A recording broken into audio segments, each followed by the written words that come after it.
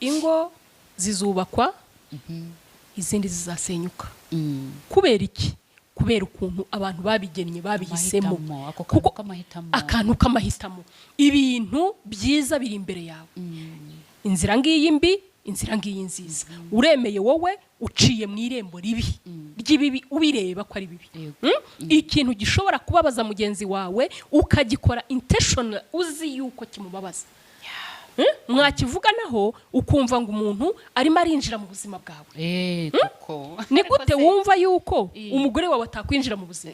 Ni gute wumva yuko umugabo atakwinjira mu buzima? Mwarabaye umuntu umwe. Abantu baba baribagiwe, bakibagirwa indahiro barahiranye, bakibagirwa amagambo babwiranye. Bibiliya niyivuga ngo ngo wibagiwe urukundo rwawe rwa mbere. Kubera iki abantu bibagirwa urukundo rwabo rwa mbere? Ikintu gituma umuntu